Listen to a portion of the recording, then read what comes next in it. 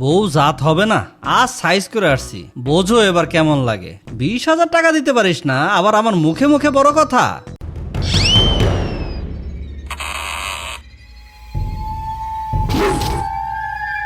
এই বেটা বসির, বউকে মেরে খুব বীর পুরুষ হয়েছিস তাই না? এখন কেমন লাগে তোর? হ্যাঁ, শাকচুন্নি, আর কখনো এমন হবে না। আমি আমার বউকে মেরেছি, তুমি দেখে ফেলবে, আমি এটা বুঝতে পারিনি। এবারের মতো আমাকে ছেড়ে দাও। ছাড়তে পারি, তবে একটা শর্তে। আর কখনো বউয়ের গায়ে হাত দিবি না। শারীরিক আর মানসিক ভাবে বউকে আর নির্যাতন করবি না। তোমার কসম, আর কখনোই বউকে কোনোভাবে নির্যাতন করব না। আজ থেকে আমার বউকে মাথায় করে রাখবো, মাটিতে পা ফেলতে দিব না। প্লিজ আমাকে নামিয়ে দাও। সাবধান, যদি আর কোনোদিন শুনি তোর বউ কেঁদেছে, তবে তোর ঘাড় মটকে দিব।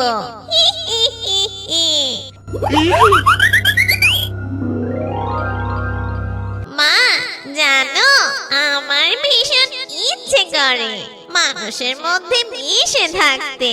মানুষ হতে আমার বড্ড স্বাদ হয়। আমার বোকা মেয়ে, কেন এই ডাইনির জীবনে তুই কত স্বাধীন আর কত খুশি। মানুষের ভিতরের বিষ তুই দেখিসনি, তবু মা তারা কি করে জীবন কাটায় তা দেখার বড্ড স্বাদ জাগে আমার। কিন্তু মা, আমার এখন বড্ড খিদে পেয়েছে। ঠিক আছে রে মা, চল জঙ্গলের বাইরে একটা গ্রাম আছে, দেখি সেখানে তোর জন্য মাছের ব্যবস্থা করতে পারি কিনা। কি রে, এখনো ঠায় দাঁড়িয়ে আছিস? রাজকন্যার মতন ভাব। তোর বাপের বাড়ি থেকে টাকা দেওয়ার মুরুদ নেই, আর তুই এখানে এসেছিস জমিদারি করতে। মা, আমাকে ক্ষমা করে দিন। আপনারা তো খুব ভালো করে জানেন আমার বাবা খুব গরিব। আর কিছুদিন সময় দিন, উনি ঠিক যৌতুকের টাকা দিয়ে দিবেন। সময়? তুই কি জমিদারের বাচ্চা যে তোর জন্য আমি দিনের পর দিন অপেক্ষা করব? 3 দিন সময় চেয়েছিলি, আর আজ মাসখানিক হয়ে গেল। এখন যা, তাড়াতাড়ি কাজ কর। বাড়িতে পাহাড় সমান কাজ জমে আছে। মা, মানুষগুলো এমন কেন? তাদের এত টাকা পয়সা কেন দরকার হয়? আমাদের তো কখনো টাকা লাগে না। দেখেছিস রে মা, তুই না মানুষের মধ্যে বসবাস করতে চাস। মানুষরা ভীষণ খারাপ, ওরা শুধু নিজের স্বার্থ ছাড়া আর কিছুই বোঝে না। তোর ওখানে যেতে হবে না রে মা, চল আমরা খাবারের ব্যবস্থা করে চলে যাই। না মা, প্লিজ, তুমি শুধু একবার অনুমতি দাও। আমি ওদের জীবনটা দেখতে চাই, আমি মানুষের মধ্যে থাকতে চাই। ঠিক আছে বাছা, আজ বরং চল আমরা মাছ ধরে চলে যাই, কাল দেখা যাবে।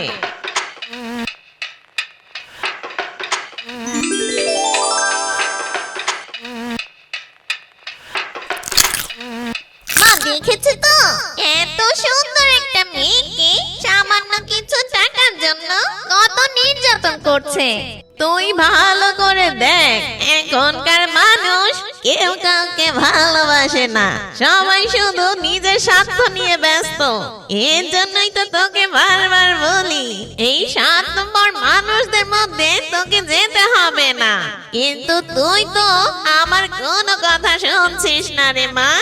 মা, তুমি যাই বলো না কেন, ওই নদীর মাছগুলো অনেক সুস্বাদু। হ্যাঁ, ওই নদী থেকে কালকে আবার তোর জন্য মাছ ধরে আনবো রে মা। কি হইছে ভাবি? মাত্র কয়েকদিন হইলো আপনাকে বিয়ে হইছে, এখনই এত মন খারাপ কেন আপনার? এখন তো আপনার মন ভালো থাকার কথা, নতুন সংসার, নতুন জীবন। ভাবি, গরিব মানুষের মেয়েদের কখনো মন ভালো থাকে না, কারণ তারা সময় মতন টাকা দিতে পারে না। টাকা কি হয়েছে ভাবি, একটু খুলে বলুন তো। আমার বিয়ের সময় আমার শাশুড়ি 20,000 টাকা যৌতুক দাবি করেছিলেন। 3 দিনের মধ্যে দেওয়ার কথা ছিল। আমার বাবা দিতে না পারায় আমাকে প্রতিদিন সবাই নানান কথা শোনাচ্ছে। আপনার ভাই তো মাঝে মধ্যে আমাকে মারধরও করে। ওরে বাবা, বলেন কি ভাবি? কি করব ভাবি বলেন? 20,000 টাকা দেওয়ার মতন আমার বাবার সামর্থ্য নেই, তবুও তারা টাকার জন্য আমার উপরে অনেক নির্যাতন করে। আপনি ভাইকে বুঝাই বলেন নাই? বলেছি ভাবি, কোনো লাভ হয়নি, বরং তার চাহিদা আরো অনেক বেশি। আপনার ভাই আর আমার শাশুড়ি আমার সাথে যা শুরু করেছে, এখন আমার বেঁচে থাকাই দায় হয়ে গেছে। হায় হায় ভাবি, চিন্তা করবেন না, উপরওয়ালার প্রতি ভরসা রাখুন, সব ঠিক হয়ে যাইব। দেখেছো মা, মানুষের মধ্যে কত কষ্ট, সামান্য কিছু টাকার জন্য এত সুন্দর মেয়েটাকে প্রতিদিন মারধর করে। আমি তোকে আগেই বলেছিলাম রে মা, ওরা স্বার্থপর। মা, তুমি আমায় অনুমতি দাও, আমি রূপার শরীরের মধ্যে প্রবেশ করতে চাই, তারপর ওর স্বামী আর শাশুড়িকে আমি শায়েস্তা করতে চাই। ঠিক আছে রে মা, তুই যখন এত করে বলছিস, কিন্তু এখন না, তোকে রাতের বেলায় বসিনের বয়ের শরীরের ভিতরে প্রবেশ করতে হবে রে মা। কি রে নবাব জাদি, তোর 1 কলস পানি ভরতে সারাদিন যায়? তোর বাপকে আসতে বল, টাকা তো ঠিক মতন দিতে পারে না, আর মেয়েকে কাজ করার কোনো শিক্ষাই দেয় নাই, এ কিনা সংসারের কোনো কাজও জানে না। মা, আমাকে দয়া করুন, আমার বাবা ঠিকই আপনাদের টাকা ব্যবস্থা করে নিয়ে আসবে, আর কিছুদিন অপেক্ষা করুন। নবাবের বেটি, তোর বাবাকে আসতে বল, টাকা না দিতে পারলে তোকে যেন নিয়ে যায়। তোর মতন বউ আমার ছেলে লাগবে না, আমি আমার ছেলেকে আবার নতুন বিয়ে করাবো, অনেক অনেক টাকা পাবো। রূপা, তোমার বাবা না 20,000 টাকা দিতে চেয়েছিল, সেটা কেন এতদিনও দেয়নি? তাড়াতাড়ি তোমার বাবাকে খবর দাও, আর পরশুদিনের মধ্যে টাকা পরিশোধ করতে বলো। আর কিছুদিন অপেক্ষা করুন, আমার বাবা ঠিকই টাকার ব্যবস্থা করে নিয়ে আসবেন। আর বলো না মা, এই ফকিনের মেয়েকে নিয়ে এসেছো, ওর বাবার টাকা দেওয়ার কথা ছিল, এখন পর্যন্ত টাকা দেয়নি। আমি বারবার বলেছি পরশুদিনের মধ্যে টাকা দিতে, অথচ এই ফকিনের মেয়ে বলছে আর কিছুদিন সময় লাগবে। মা দেখেন, আমার বাবা খুবই গরিব মানুষ, সে এত টাকা এত তাড়াতাড়ি কোথা থেকে দিবে? মা, দয়া করে আর কিছুদিন সময় দিন, আমার বাবা সকল টাকা দিয়ে দিবে। তোদের মতো ফকিন্নিরা কখনোই টাকা দিতে পারবে না। যা, তুই এখনই এই বাড়ি থেকে বের হয়ে যা। মা, আমি আবার বিয়ে করব, তুমি আমার বিয়ের ব্যবস্থা করো। শান্ত হরে বাবা, তুই আমার ঘরে আয়। বাবা বসির, শোন, এই রাতের বেলা ওই নবাবের বেটিরে যদি বাই করিস, তাহলে গ্রামের লোক আমাদের খারাপ বলবে। তাহলে কি করব মা? তুমি যে ঘরে আমাকে বিয়ে দিয়েছো, আমরা তো কিছুই পাবো না সেখান থেকে। মাথাটা ঠান্ডা কর বাবা, যেহেতু বিয়েটা হয়েই গেছে, এখন আর কোনো কিছু বলে লাভ হবে না। ওদের বাপ মেয়েকে চাপ দিয়ে টাকাটা নিজের হাতের মুঠোয় নে, তারপরে তোর প্রয়োজন হলে আর একটা বিয়ে করে আনবি বাবা, তখন একটা কাজের লোকও পাবো, আর তুই একটা বড় লোক ঘরের মেয়েকেও বিয়ে করতে পারবি। তাহলে সাপও মরবে, লাঠিও ভাঙবে না। কি বলিস বাবা? বাহ, তুমি তো দারুণ বলছো মা, টাকাও পাবো, সাথে বাড়িতে একটা কাজের লোকও হবে। দাঁড়া, তোদের মা ছেলে সবার কোট নামি বের করছি। এত সুন্দর সহজ সরল মেয়ে পেয়ে তোরা তাকে ঠকাবি? এই সাতজনই বেঁচে থাকতে সেটা হবে না। আরে কে তুমি? এভাবে আমার সামনে এসে দাঁড়ালে, অন্ধকারে ভালো বোঝা যাচ্ছে না, তোমাকে দেখে তো সাধারণ মানুষ মনে হচ্ছে না।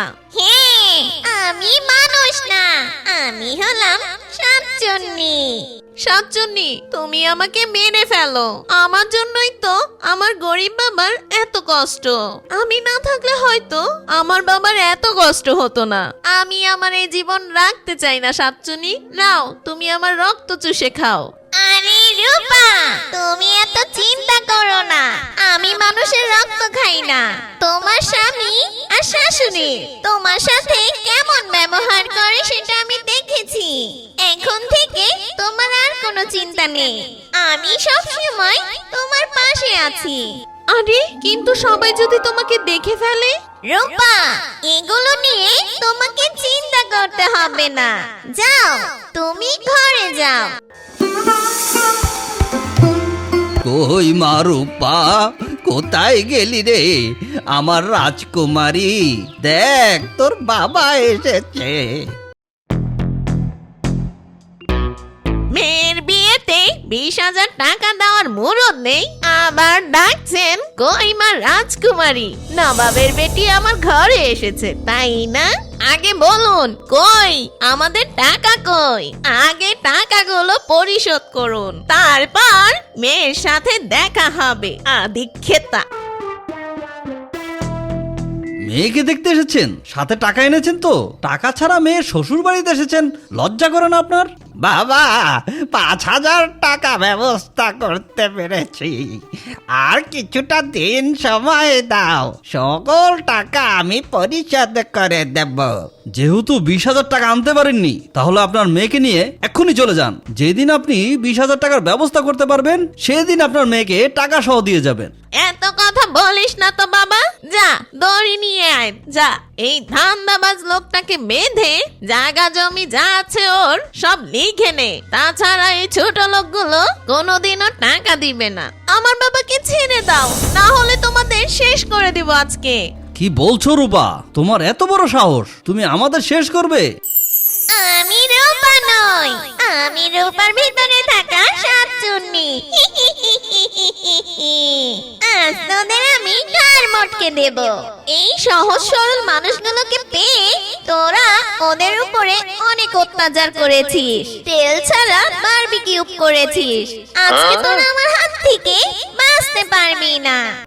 আমাদের ভুল হয়ে গেছে শাকচুন্নি, আমরা আর কখনো এমন করব না। টাকার জন্য আমরা অন্ধ হয়ে গেছি শাকচুন্নি মা, আমাদের ক্ষমা করে দাও মা। আমার কাছে মাপ চেয়ে লাভ হবে না। রূপা আর রূপার বাবার কাছে গিয়ে মাপ চাবি আর তাদের পায়ে চাটা দিবি। এরপরে কখনো যদি এমনটা দেখেছি, তাহলে তোদের মা ছেলের ঘাড় মটকে দিব, এই বলে রাখলাম।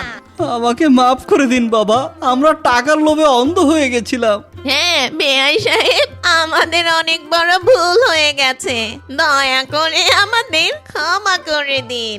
আমাদের কোনো টাকা দিতে হবে না। রূপা আজ থেকে আমার বউ না, রূপা আমার মেয়ে। মা, আজকে আমি ভীষণ খুশি। আজ আমি ওদেরকে যে ভয় দেখাইছি, ওরা আর কোনোদিন রূপার সাথে খারাপ ব্যবহার করবে না। তোমার কথাই ঠিক মা, মানুষ সত্যি অনেক খারাপ, সুযোগ পেলেই মানুষের উপরে অত্যাচার করে। মা, আজকে তুই ডাইনি জাতির মুখ উজ্জ্বল করেছিস, তুই খুব ভালো কাজ করেছিস।